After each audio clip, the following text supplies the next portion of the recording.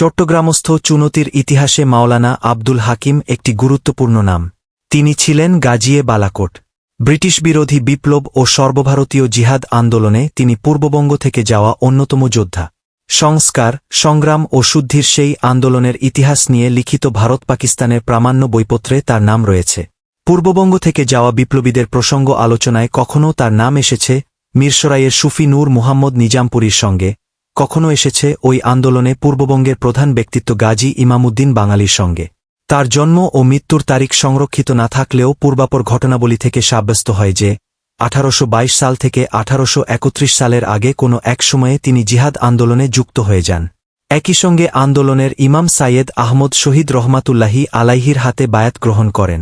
বালাকোট ও তার আগের কয়েকটি যুদ্ধে তিনি বীর বিক্রমে লড়াই করেন। তার হাতে 1810 সালে চুনতিতে হাকিমিয়া মাদ্রাসা প্রতিষ্ঠার তথ্য থেকে বোঝা যায় তিনি অন্তত 1790 সালের আগে জন্মগ্রহণ করেছিলেন। তিনি প্রথমে নিজ পরিবারে শিক্ষালাভ করেন। পরবর্তীতে চট্টগ্রাম শহর ও কলকাতা মাদ্রাসায় অধ্যয়ন করেন। শিক্ষাজীবন সমাপ্ত করে নিজ এলাকায় ফিরে এসে হাকিমিয়া মাদ্রাসা প্রতিষ্ঠা করেন এবং শিক্ষকতা শুরু করেন। মাওলানা আব্দুল হাকিম হায়দ্রাবাদের শহীদ টিপু সুলতানের ছেলে শুকুর উল্লার পরিবারে পারিবারিক শিক্ষক হিসেবে দায়িত্ব পালন করেন। তিনি কিছুদিন চট্টগ্রাম শহরে মুনসেফ পদেও চাকরি করেন। 1822 সালের পর জিহাদ ও সংগ্রামের ডাক এলে তিনি সবকিছু ছেড়ে বিপ্লবী কাফেলার সঙ্গে সীমান্ত প্রদেশের দিকে চলে যান। 1831 সালে বালাকোট বিপর্যয়ের পর তিনি আবার চট্টগ্রামে ফিরে আসেন।